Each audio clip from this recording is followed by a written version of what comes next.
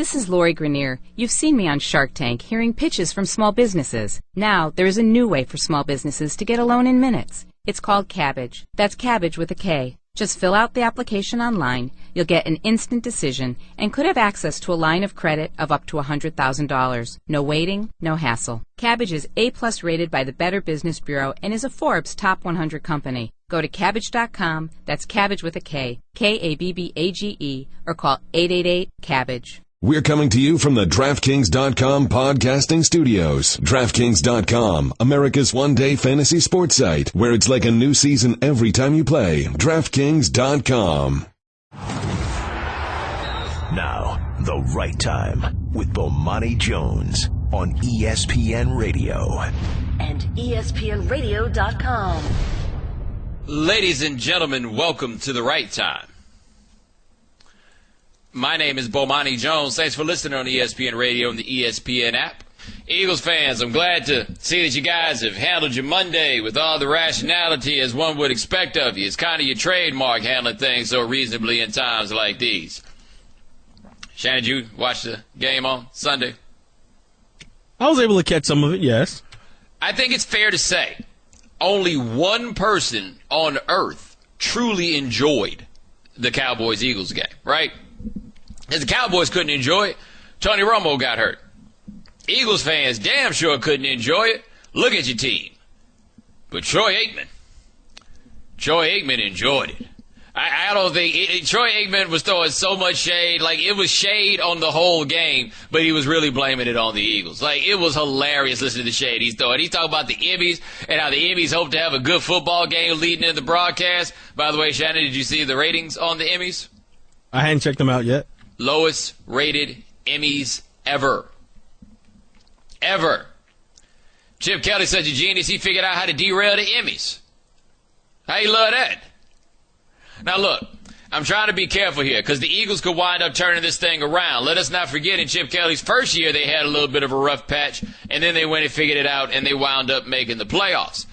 That being said, how in the world is it that after 2 weeks, every single decision that Chip Kelly made in the offseason appears to have been the wrong one?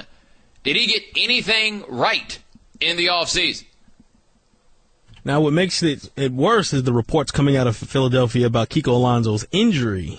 Right, because he might be out for the year. He might be out for the year with another knee injury. Like, I was willing to give Chip some credit on trading McCoy after McCoy didn't look so good in the first week. Like, it might just be time that those carries start adding up. Like, I could understand that given the money that Shady was going to make.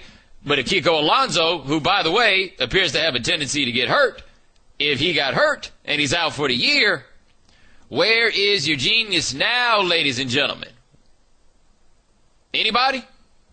Look, I don't know how many geniuses have coached football in the NFL, but I know a lot of cats who have won Super Bowl as coaches were not geniuses.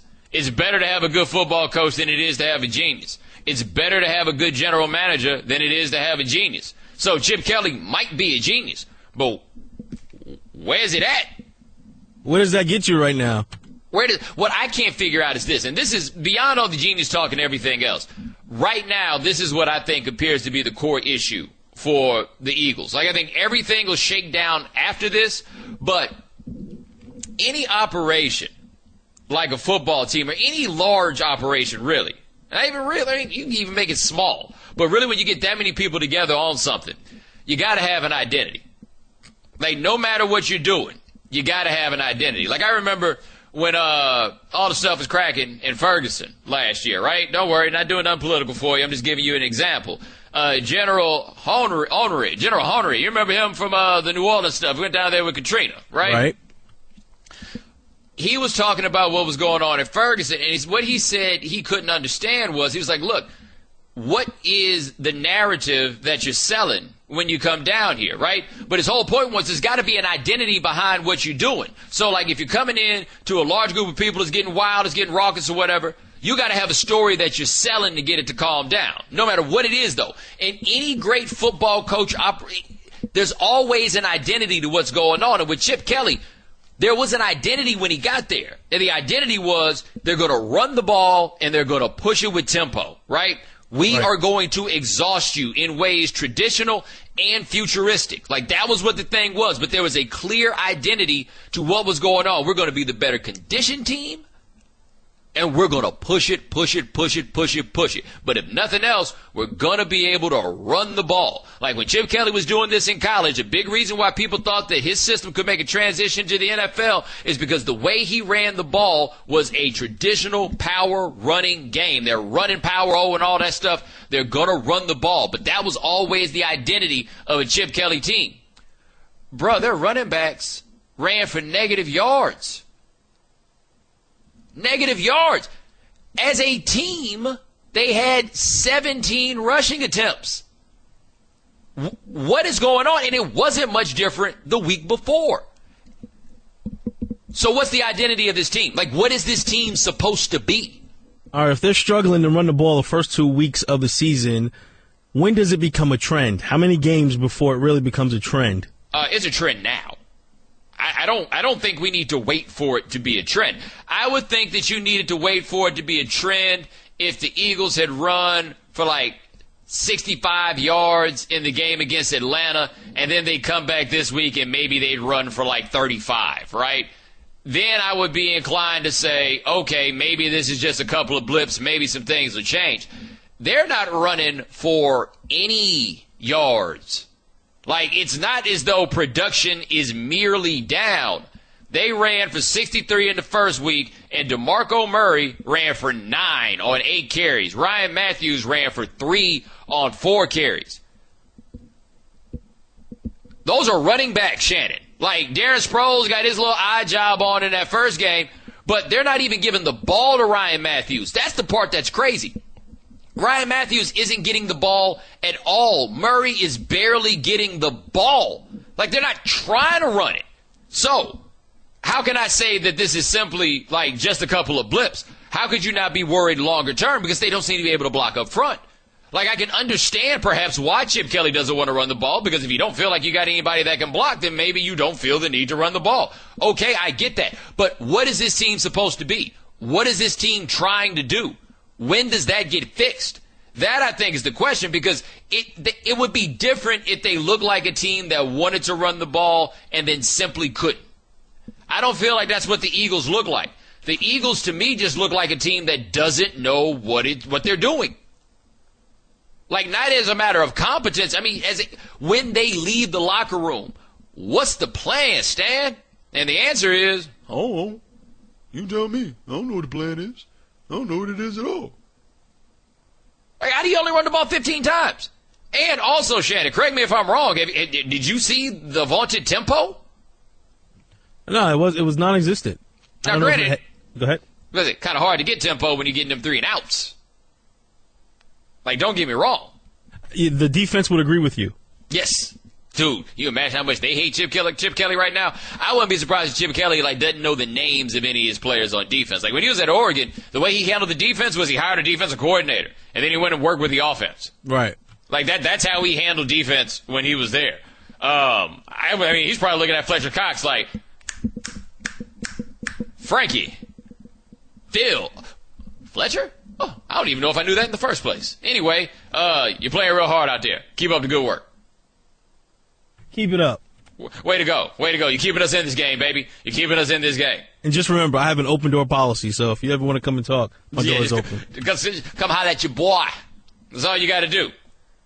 So, like, before you even get to the execution or the fact that Sam Bradford does not look as though he is equipped to play in a market the size that he is in, or at the very least, not a market with so much vitriol toward bad things. People went from loving Chip Kelly 2 weeks ago. Man, the heat that he is feeling right now, like, this is brand new for everybody involved in this. This isn't Eugene, Oregon anymore. This is Philadelphia. It don't take anything to get these jokers salty. They live salty every day when it comes to the sports. They live in a division where they're always taunted about that Super Bowl trophy that they've never had. And people really thought they were coming in this year with a chance to go to the Super Bowl. Like, Sam Bradford wasn't their quarterback. Like, I do kind of feel bad for Sam Bradford in that he's basically just out here being Sam Bradford, and y'all mad at him for it. Like, he's supposed to be somebody other than the man that he is. He's Sam Bradford. Through 2 games, Sam Bradford has 89 pass attempts. How is that the recipe for success?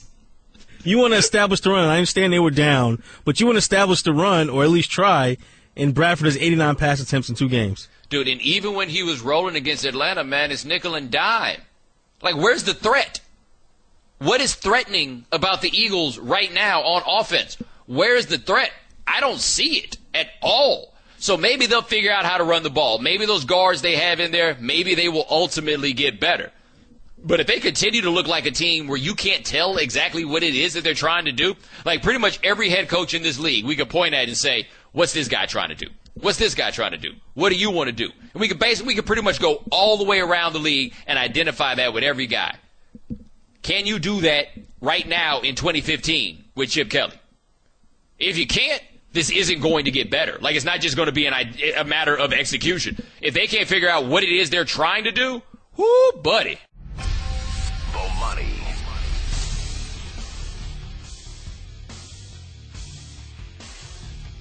We got through talking about the Eagles and how the Eagles just seem to lack an identity right now, which is crazy because we thought we knew what Chip Kelly was. If nothing else, we thought you knew what the identity of that team would be. But, hello, Seattle Seahawks. You guys appear to be stuck in a similar predicament. Like, if all else fails, I think most football teams will look at it this way. If all else fails, you got to have something you can do. Like, no matter how bad it gets, don't worry, we're going to just do insert thing here. And what was that thing for Seattle? If nothing else, we'll just get the ball to Marshawn Lynch. Like, the personality of the team, the identity of that team is basically Marshawn Lynch. Like, that's the personification of it. Now, the rest of the team isn't nearly as entertaining as Marshawn Lynch. Bro, I've been here the whole time, right? Like, not everybody has that in them necessarily, but that's what it was going to be with that team. On defense, you can talk about the secondary and everything else, that physicality, that speed. But, yo, they come out of this game against Green Bay 0-2, with Aaron Rodgers saying the secondary is looking soft, especially in the middle, and the last thing anybody ever said about that secondary was that it looked soft. And offensively, they can't run the ball.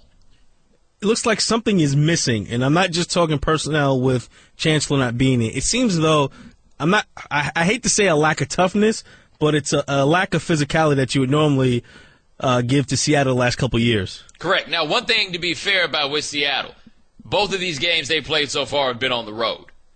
Like, they are an entirely different animal when they play at home. I'll be very curious to see how it looks when they get back there. Well, they've lost one game in the last 2 years at the stadium in Seattle. One time the last 2 years. That game against Arizona is the only one I can think of that they lost at home. Maybe it looks different when it comes around to there, right? Like, if they look the same at home, now we're talking about something else. But on the road, you can tell what their problems are. One, they just can't block. They're not getting a push up front. So if they can't get that push up front, then the Marshawn Lynch thing almost becomes a moot point. Especially considering the fact they don't really have weapons on the outside, and they went to get a weapon on the quasi-outside in Jimmy Graham, and does he play for them? Is he on the injured reserve or something like that? Because I ain't seen him. Last time I saw Jimmy Graham looking this anonymous was when he played basketball for the University of Miami. Shannon, we both covered ACC sports in that time. If anybody would have told you that Jimmy Graham was going to be a professional athlete, would you have believed it? Who's the dude with the red hair? He was just there. That's back when Frank Hayes was just getting all these random big dudes from North Carolina because he was from North Carolina. Right. So I always felt like at the end of the signing period, he just called all his friends in North Carolina and be like, yo, who the biggest dude on your team? Well, can he play? I mean, he didn't have to play a lot. Just can he play? All right, then I'll take him. And then they had Jimmy Graham. It's like he's not there. It's like he's not there at all. Then defensively, I didn't think Seattle played a bad game defensively against Green Bay. Like, considering the whole Aaron Rodgers factor, I didn't think they played a bad game.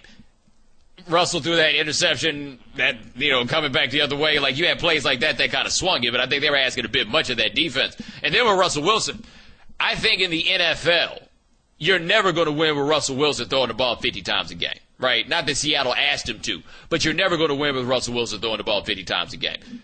You're going to win with a strong running game and then Russell Wilson. See, the thing I find about Russell Wilson to be so good, and we watched it develop when he was in college. His first game as a starter in college, North Carolina State played against South Carolina, and they were getting worked early, and then they finally got some offense going, and Wilson took a concussion, took a knee to the head. And he learned his lesson quick, Jack. He ain't taking a whole lot of big hits. He's working in the pocket to try to figure out where to get the ball. Like, from day one, Eyes down the field, that's always been it. He takes too many sacks, there's no question about that. But nobody's really getting big money shots on Russell Wilson like that. Like, you're not just going to knock him out of a game that easily. But you're not going to win with him throwing the ball 50 times a game.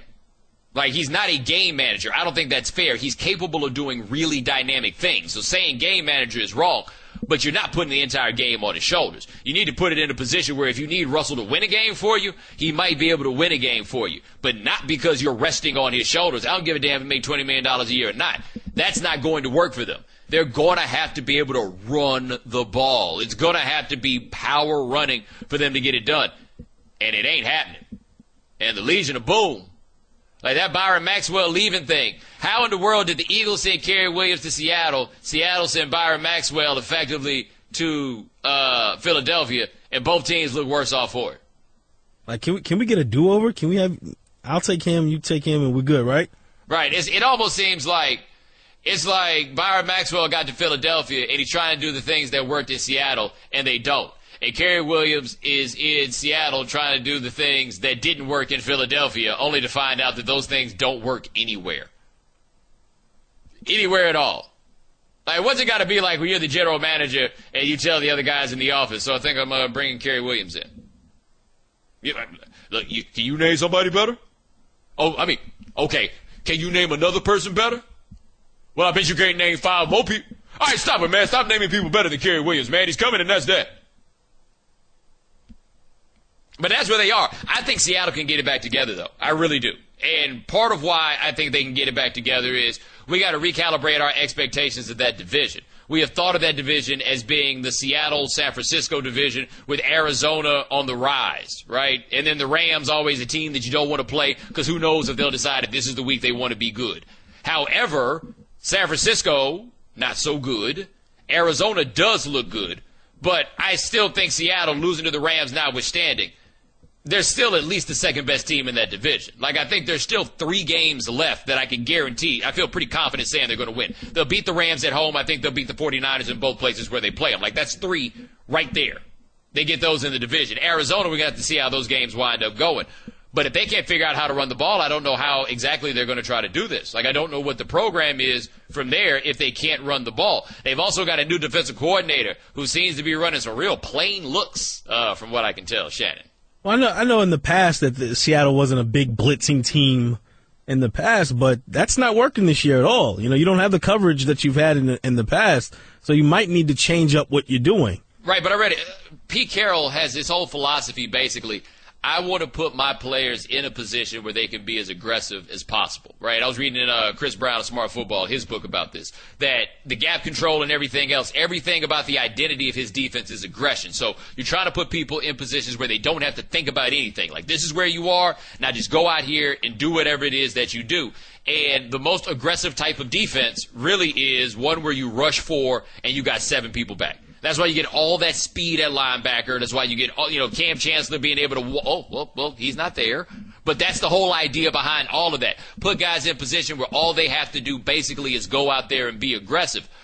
And it's hard to do that really when you blitz because the guys that are blitzing, they get to be aggressive. The guys that have to hold down the fort, we're talking about something completely different. Geico presents Strange Savings Stories.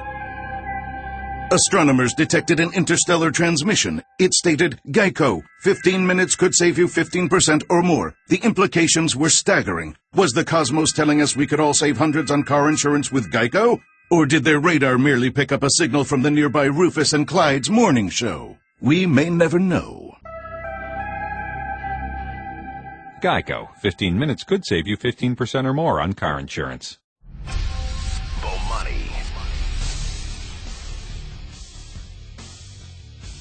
All guests join us on the Subway Fresh Take Hotline, including our next guest. He's a columnist at the Philadelphia Inquirer. He's got a column up on Chip Kelly and the Eagles right now that you should check out. His name is Mike Sealski. Mike, what's going on?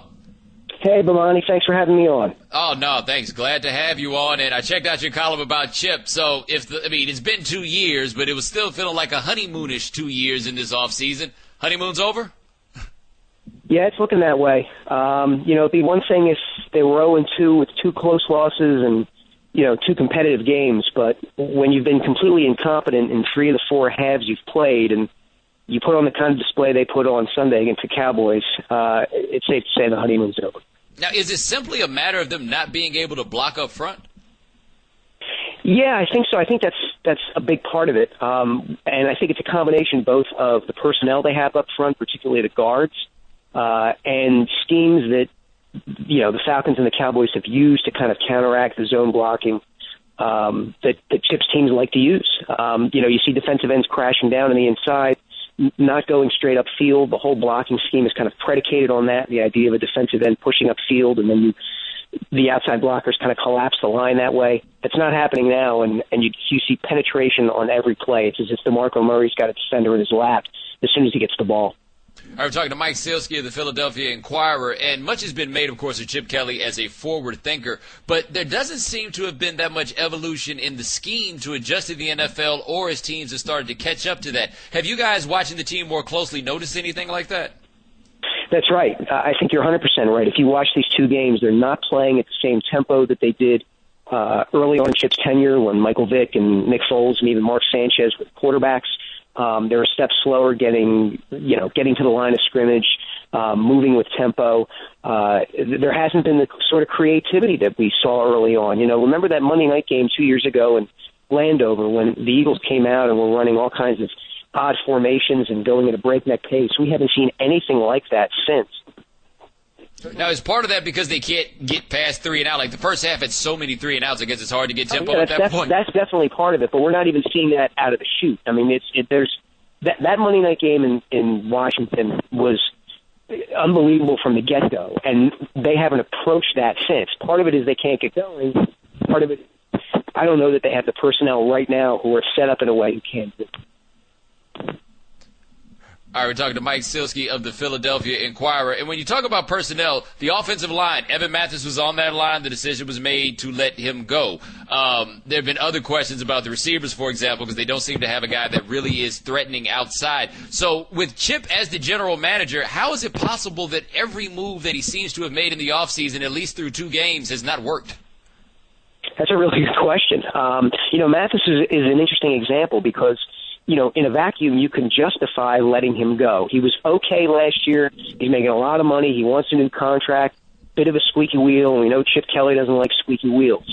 And you can make an argument that, okay, you can go find an interior lineman either in the draft, and if not in the draft, somewhere on the free agent market. It shouldn't be that hard. But the fact of the matter is he didn't find anybody. The 2 guys who are playing at guard now were second-teamers on this roster last year, and they couldn't crack the starting lineup. So, that is the big question right now. Is it Chip Kelly, the coach, that's the bigger problem, or is it Chip Kelly, the GM? Right now, I would say Chip Kelly, the GM, as much as anything. Well, let me ask a question about Sam Bradford. A lot was made of how good he was in the preseason. His agent was going to bet on that and try to get a bigger contract going into this season. And for 3 of the 4 halves, he has not been good. How much of the performance for him, though, is also predicated on the fact that there is not a good offensive line in front of him? Well, that's part of it. They can't run the ball, so teams are stacking the deck against him. They're kind of daring him to throw deep, and there's been no separation on the outside. But the fact is, Bradford also doesn't look comfortable. He looked tentative in that game Sunday, whether he was favoring that left knee, whether he just is rusty from not having played for close to 2 years. He doesn't look right back there. He just doesn't look comfortable at all. And so, I think everybody wants to pinpoint one thing and say, well, this must be it. And if the Eagles correct that, they'll fix it. The bottom line is there's a lot going wrong, and Chip Kelly's fingerprints are on all of it. As a coach, as the GM, as the designer of this system, he's the only guy who can fix it.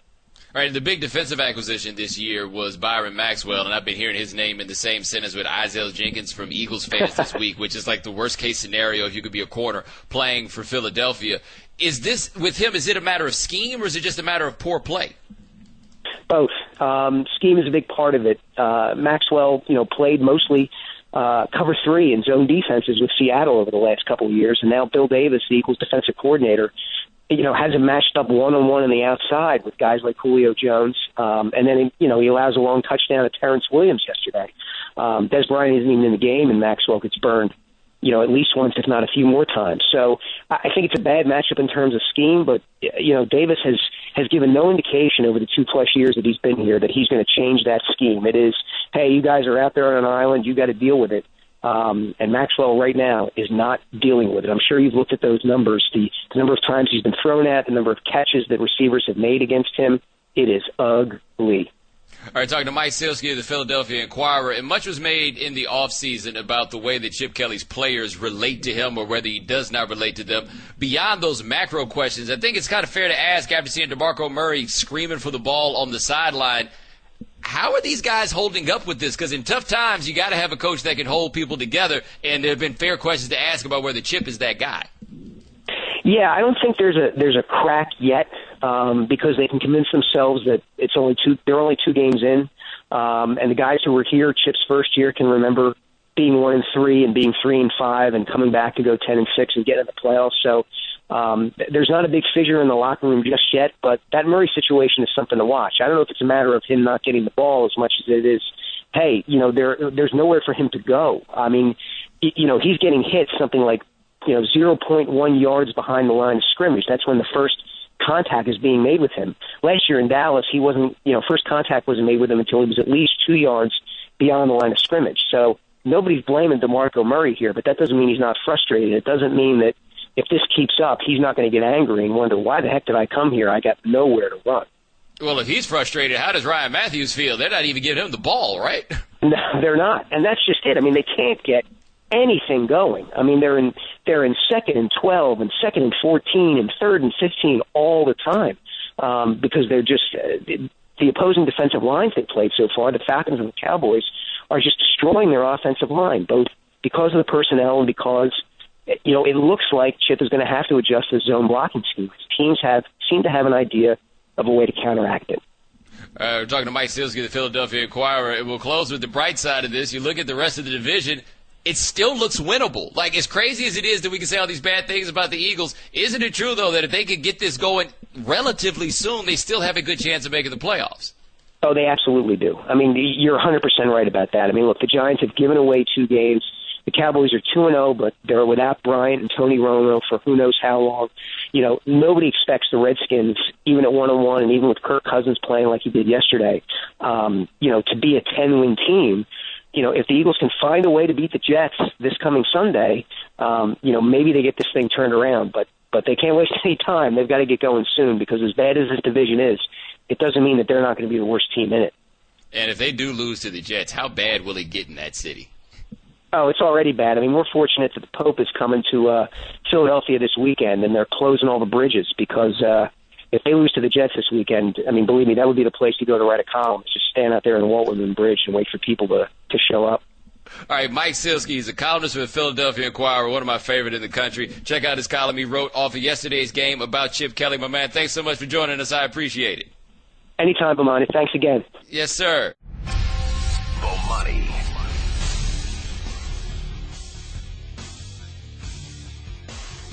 Are the Cowboys the, most distressing 2-0 team of all time? I'm trying to think of the right way to put it. Like, how could your team be 2-0? And,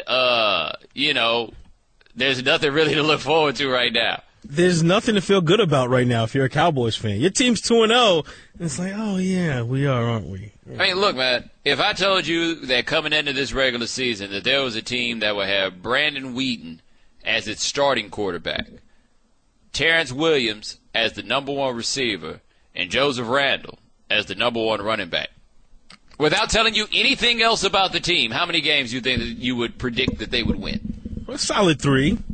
Maybe 4? Yeah, 3 and a possible. That's what we got. I think that team would have a good chance of winning the Big 12. That game against TCU would be kind of tough, but I think against the Big 12, they'd have a pretty good chance. That's where the Cowboys are right now, and it's a team that we think has a good chance of still winning the division. Tony Romo's going to be out, about 8 weeks? Des Bryant, it looks like, is going to be out more like 10 to 12 with that broken foot. Remember, it's the same injury Kevin Durant had. So, that matters. They don't have great receiving threats around there. The defense looks better, but isn't it about time for Sean Lee to get hurt? I'm not wishing it upon him, but it seems like it's just basically what happens when Sean Lee plays. Yeah, he's about due. He's been around the ball way too much in these first 2 games. Yeah, wow. But with the Cowboys, I don't know what to say. Like, I just can't think of anything like this where you look at a team where you thought they had so much firepower coming in, and now what they've got is that line. Like, everybody tells you it all starts up front. We're going to find out just how important that is in this stretch of time that they have. Zach Martin going to be carrying the ball? Dan said that Brandon Whedon is going to wind up looking good because Tony Romo, and it's a fair point, though his point was that with all the time that Tony Romo now has to throw, that's why Tony Romo looks better. Like, it's not like it's a new Tony Romo. It's just a Tony Romo with more time to throw, where I disagree. I think that the Tony Romo that you got last year was a Tony Romo that wasn't asked to do as much as he had been asked to do previously. Like, you're not asking him to go out there and carry the team, because when you ask him to do that, he's going to make ridiculous decisions. That's how it goes. You give him a balanced workload, then okay, there it goes. But we talk about Brandon Whedon right now, bro. Well, it could be worse. According to Josina Anderson, the Cowboys are planning to work out quarterbacks Christian Ponder, Josh Johnson, and Matt Flynn. Yeah. That's not encouraging. That's not encouraging at all. But tell me this. Are you sure that you wouldn't rather have Matt Flynn than Brandon Whedon? It's debatable. You said Matt Flynn, Josh Johnson, and Christian Ponder? Yeah. Oh, I don't want Christian Ponder anywhere near the field. No.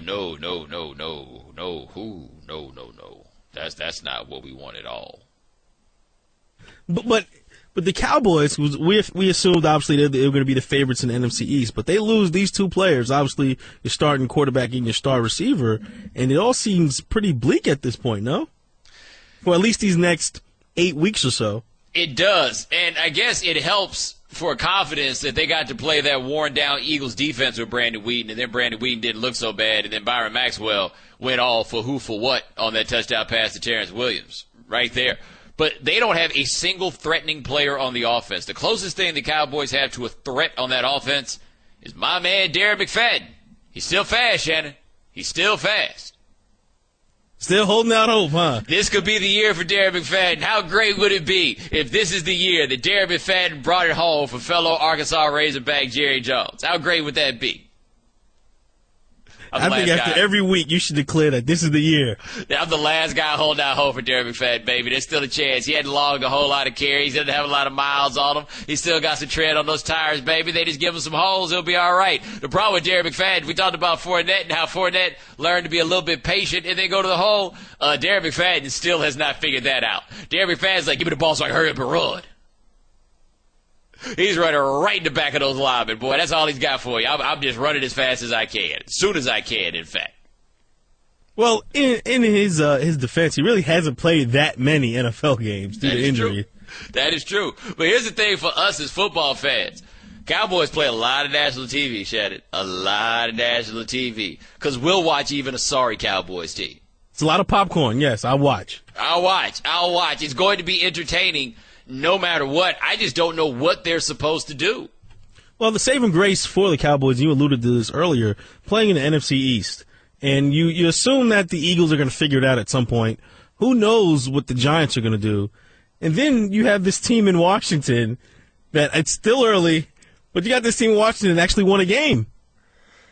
They did win a game. Surprised me. I did not think that was going to happen. Like, we'll talk more about the division in a few, but I did not think that they were going to win that game against the Rams. I thought the Rams were going to be in Kirk Cousins' kitchen, and it never happened. Right. So I was just saying that for Dallas, this is their saving grace right now, that they're playing in a weak division. That if they can go over these next 8 games, maybe 4-4, they'll still be in it. Heck, they could probably go 3-5 and still be in it.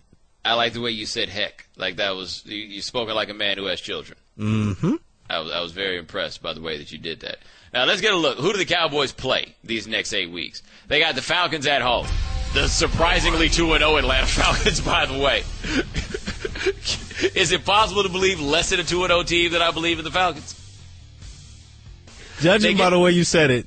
No. They get to go play at the Saints. The Saints aren't going to have Drew Brees.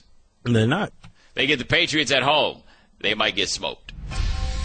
Bill Belichick versus Brandon Whedon. I feel like we need to call Child Protection Services. They get to go play at the Giants. They get the Seahawks at home. They get the Eagles at home. they go play against the Buccaneers. Shannon, I got to say, your 4-4 prognosis doesn't look nearly as crazy as I thought it was at first blush. See, I've done my homework. And they get to play at the Dolphins. And, I mean, you want to talk about a team that to figure out a way to lose.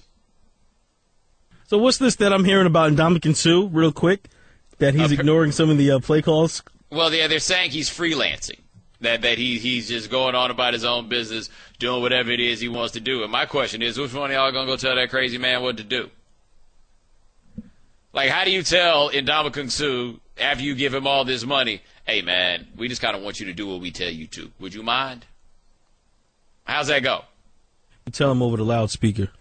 Yeah, I mean, the thing, though, I did not watch the game against Jacksonville. I did watch the game against Washington. It was like he wasn't there. And Washington was doing a lot of cutting him early. They were going at, like, blocking him at the legs and then going from there. But, I mean, it's not like they're the first team to ever try that.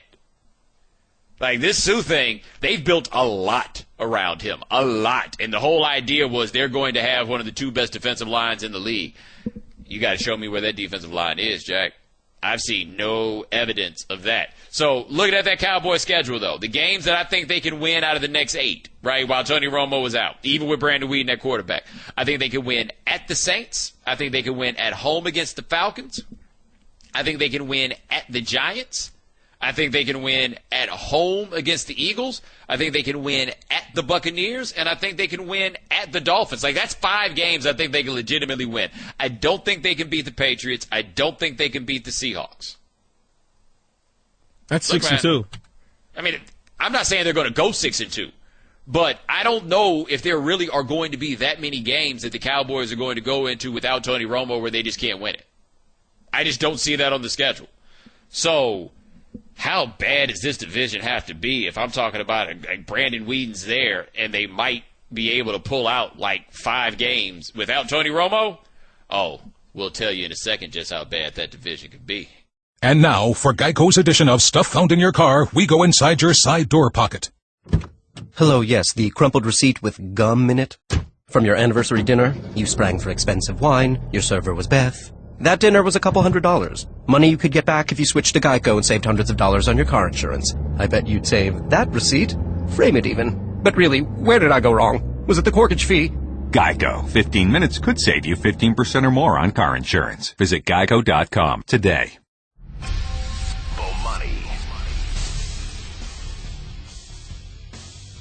All guests join us on the Subway Fresh Take Hotline. Like our next guest, he covers the New Orleans Saints for the New Orleans Times-Picayune. His name is Larry Holder. Larry, what's going on? Well, if things weren't bad enough, Saints 0-2. It looks like Drew Brees, his health is in question, and it lends for even more questions around a team that I know we've talked before. That is full of uncertainties already in 2015. All right, now we'll get to Drew Brees' health in a second, but beyond his health, how in the world did they manage to lose to a Tampa Bay team that looked like a AAA team the weekend before? I think it just shows you where they are as a team. And look, Drew Brees, he got banged up in the second quarter. Early in the second quarter, wasn't the same guy throughout the game. But still, Tampa Bay gave the Saints every opportunity, even though the Saints were playing, were turning the ball over. Tampa Bay kept giving it back to them, and they still couldn't get it right. And I just think it comes down to there are issues across the board, offensively, defensively, special teams, coaching-wise, and it's spiraling out of control, and we haven't even really gotten into the Drew Brees part of the equation too much yet. Now, is this the salary cap coming home to roost for them? Oh, I think it has to be. You look at unloading Jimmy Graham, that was a salary cap. Part of that was a move, and it's a big hit. Unloading Junior Gillette, basically just addition by subtraction, and yet he's a giant cap hit. And just the big number. You look at Drew Brees, and I've written that before all of this, before the season started, this was a crossroad year for the Saints. If the Saints can't make the playoffs again, and Drew Brees would be going into the final year of his contract, Like, he had a $26 million cap number this year. It'll be 27 next year, and it's all starting to pile up. And it's certainly it's going to be a hairy time as this season progresses, and as we go into the next off season as well. All right, talking to Larry Holder, the New Orleans Times-Picayune. And I always say in college football about Alabama that it's hard for us to individually evaluate Alabama teams because they just all look like the same team. The constants are always there, so we just look at it as, hey, it's Alabama. Have we kind of done that with the Saints because of the constant of Drew Brees and the constant of Sean Payton, that we almost just look at it as the same team every year because, hey, they got Drew Brees and Sean Payton? I think that's part of it, and I think maybe that's part of what they did internally. Hey, Sean Payton and Drew Brees, you can interchange some pieces and the thing's going to work. Well, guess what? Drew Brees hasn't had the explosive weapons on offense in these first two games to get the ball to. They certainly miss Jimmy Graham. They certainly miss Kenny Stills. And I'm sure Jimmy Graham misses Drew Brees and the Saints too, because he's running around aimlessly while Russell Wilson just runs around the field and doesn't throw him the football. And look, the defense has always been suspect, and that's what got him from 11 wins and 13 back down to 7. And even though it played a little better against Tampa Bay, the offense is not what it used to be. And so I think that's part of it. And maybe, Peyton's running a little stale.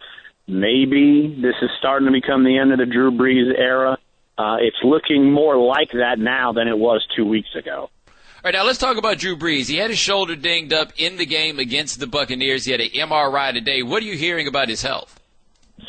Yeah, I've been hearing throughout the day. Early this morning, it was rotator cuff. Now the severity, who knows? I know it's being reported that it's a bruised rotator cuff, and to me, if it's not torn, it's bruised. It needs rest. And all we saw for Drew Brees in Sunday's game was he couldn't throw the deep ball. He couldn't throw anything after sustaining the injury. So to me, I don't know if he's going to be back this week. I would doubt it. That would put Luke McCown going forward as the starter. But I don't know. I think it's an unknown right now, and I think you got to prepare for the worst. And yet, if you're the Saints, if you're out of contention, do you rush Drew Brees back? I don't know, because I'm not sure if the Saints are going to be successful these next few games, even if Drew Brees was healthy. I mean, that's the state of the team right now. Drew Brees healthy or not. All right, talking to Larry Holder of the New Orleans Times-Picayune, and this almost seems like a blasphemous thought for a Sean Payton offense, but if need be, are they at all built to make a transition that puts a greater emphasis on running the ball? I think that would be smart, just because Brandon Cooks' teams are trying to take him away, and they've done a good job of that the first two games. Marcus Colston, they were not playing him as much in the first half. They were almost trying to scale him back, and they had two other young receivers. They had to throw Colston back in the game and increase his snaps to get things going. But when you got Mark Ingram and Kyrie Robinson's running hard, and C.J. Spiller only played 7 snaps in the last game, but I would anticipate he'd have to play more. But if they want to open up anything in the passing game, they've got to be better running the football. They were good running the football last year. They haven't been great this year. And so it's a lot of questions, and honestly, there are not a lot of answers right now in New Orleans. All right, now, Sean Payton, does he have it in him to be the guy that can run the ball more? Because I guess we just think of him as a guy that wants to throw the ball all around. We've seen Brees break all of these records. A lot of these offensive system guys get really wedded to their systems. Well, if Luke McCown's your quarterback, I think you're going to try to run the football. And if Drew Brees isn't healthy, I think you're going to have to do that. And I think you saw they didn't necessarily run it a ton against Arizona, but they threw a lot of screen passes. They said that was by design, and a lot of them worked. And so that could be, an extension of the running game. I've used that term probably for 10 years when Sean Payton's been here.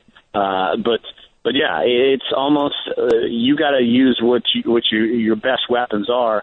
And if you take Drew Brees out of the equation, Luke McCown is not your best offensive weapon. Drew Brees is, and so you're going to have to mix and match. And I'm as curious as anyone how this thing pans out, even coming this Sunday at Carolina. Well, you mentioned the potential that this season could be the end of the Drew Brees era. It would be a greater transition, though, with this franchise. There are questions about what's going on with the ownership group. Brees has basically been the face of this team since Katrina. What would it mean for the Drew Brees era to end in New Orleans?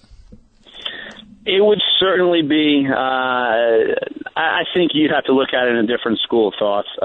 He is a big symbol to the revitalization, not only of this team, but of this community post-Katrina. I know people, we just did the 10-year anniversary, and I know people are tired of hearing about it, but it's fact. I mean, he is a figurehead of this city, and I think it would be certainly a down note if something like this were to be the end of his run, but he would always be the man here in town. I mean, the guy could run for political office and probably win. But still, to transition from, say, Drew Brees to you draft Garrett Grayson, as far as on the field, I mean, it almost seemed bizarre for Grayson to come in and supplant Drew Brees, and then it would be even more bizarre to see Sean Payton without Drew Brees, because you almost feel like they're a little tied at the hip. And again, it's that crossroad year. Depending on what happens this year, they're going to have to take a serious look. Everyone involved will have to take a serious look at what the next step is in 16. All right, last question for Larry Holder, the New Orleans Times-Picayune. Is there a bright side so far in the 2015 season for the New Orleans Saints? I don't see one. I really don't. I mean, they lost to Tampa Bay, who, like you said, borderline AAA team. They haven't won a home game since October of last year. They're in the bottom of the division, 0-2. Carolina's 2-0. Atlanta's 2-0. And your star quarterback and future Hall of Famer is banged up and could miss some time. So I don't really see too much bright going on right now in New Orleans. All right, Larry Holder, he covers the New Orleans Saints for the Times-Picayune in town. My man, thank you so much for joining us. I appreciate it. Yeah, I'm sorry. I didn't mean to depress you about New Orleans. I mean, it's a fine city and all, but it's pretty bad right now. So sorry about that, Bomani. That's my bad. You got to understand, I grew up rooting for the Falcons. I'm doing everything it takes in me to keep my face straight. I do appreciate you coming on, though. Anytime, my friend, anytime. All right, get those paper bags ready, baby. Bomani.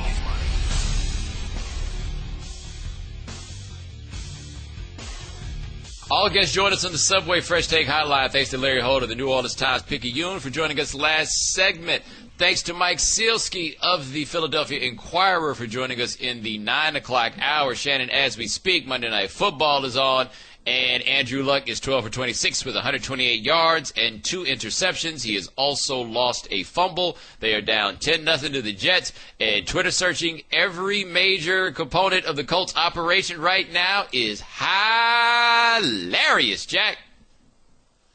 Woo! Look up Pep Hamilton, look up Chuck Pagano, look up Ryan Grigson. They talk about how people in the Midwest are so nice. They out here trying to cause a depression in their office. They trying to, I don't know if it's a depression. They trying to create some new jobs for somebody else. But this was supposed to be their year, Bo. This was supposed to be it. Every year, under luck, they make it to the playoffs and advance to another round of the playoffs.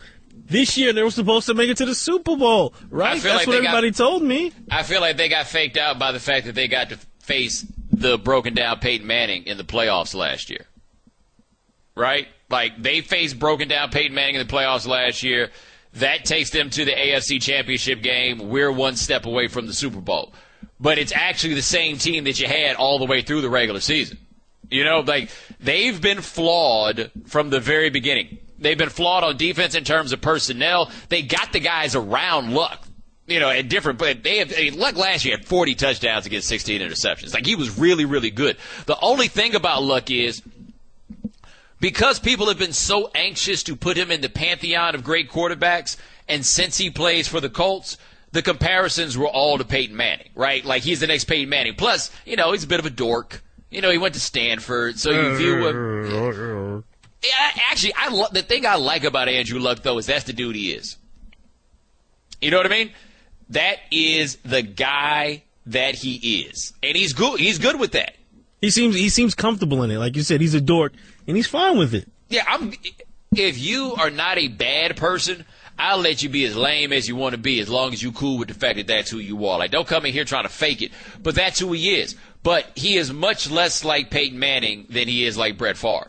He is a trick-or-treat quarterback. He's been that basically since he got in the league. He's going to throw a bunch of balls up there that everybody has a chance at. He's going to make some amazing plays. Like, there are things that Andrew Luck can do that it doesn't look like anybody else in the league can do. And he might be literally the best quarterback I've ever seen at standing in the pocket and throwing the ball down the field with somebody coming to crush him.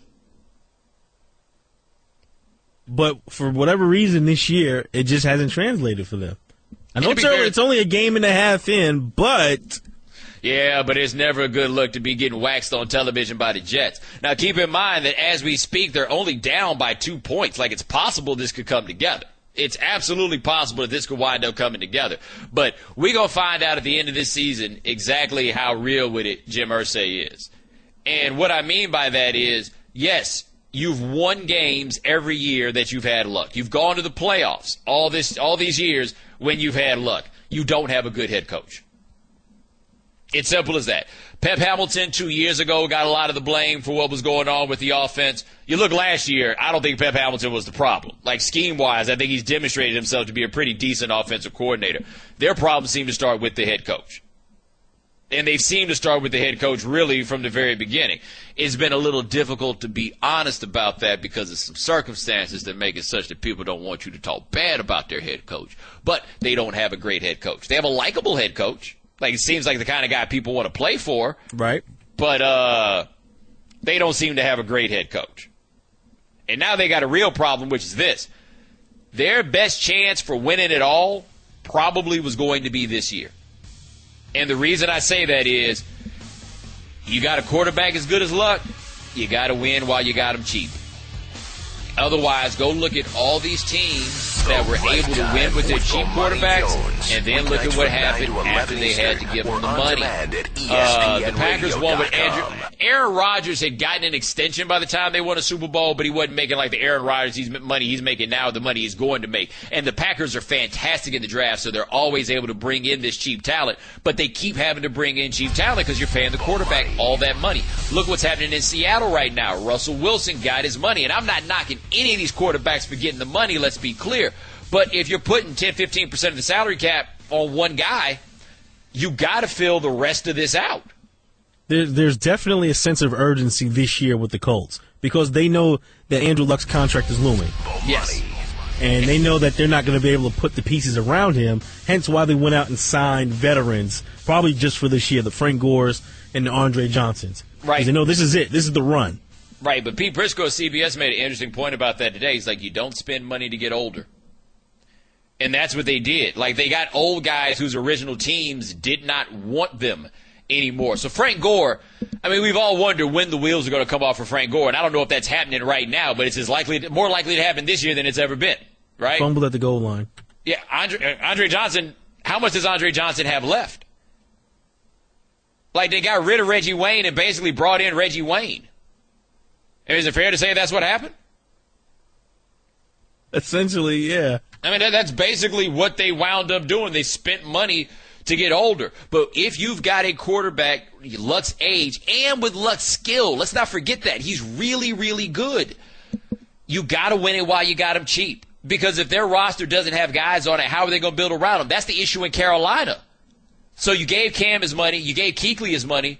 How are you going to pay other people? And while you've had Cam, you haven't been that good. So how are you going to manage to build around it? When you got that young quarterback, I feel like you really need to be shooting for year 4 to be the year that you try to put this whole thing together. Because after that, you got to pay out the money. And the Colts are kind of lucky they haven't had to pay Andrew Luck yet. Like, they tried to table this as long as they could, and they decided they were going to do the things to make a run this year.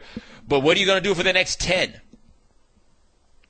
By the way, Shannon, based on our previous luck, like when we talked about Peyton Manning in the middle of that game, Andrew Luck's about to throw for about 200 yards by the time we go to commercial break. So if you're a Colts fan, you're probably not listening now anyway because you're probably watching the game. But if you're a Colts fan out there listening to us, first, thank you. And you should actually be thanking us because your quarterback's going to turn it around now. Also, I have to say, though, there's a good chance that if you're a Colts fan, you might have turned that game off already, bro. Like, why do you want to continue to watch this game and make yourself miserable? Your quarterback's being outplayed by Ryan Fitzpatrick, who, oh, by the way, isn't playing well. I'm looking at this box score, Shannon. I guess I'll watch some of this game after we get off work, but, I mean, do I have to? For research purposes. Glass half full. Yeah, I got to go on TV and talk about this tomorrow, but I'm looking at the box score player. This is grisly. But I tell you what game's going to be worse than this one. Giants, Washington on Thursday night. Kirk Cousins had one of the worst games I've ever seen a quarterback have in my life when they played on Thursday night last year. Remember that? Let's see. He played the Giants last year? Who did he play on Thursday? Played the Giants. Yeah. Played the Giants. And he threw 4 interceptions, right? It was 3 or 4. I think it was enough for me to lose count. Put it to you like that. It was enough for me to lose count. 888-729-3776 is the telephone number. Shannon, you want to thank God for how well we performed on this show, or should we save that topic for another day? He was definitely with us today. I'm glad because we made it to the end. Ladies and gentlemen, thank you so much for joining us here on The Right Time. We do this every weeknight, 9 p.m. Eastern. Shannon Penn, Josiah Turner, my man Travis. Yeah, Travis, that's your name.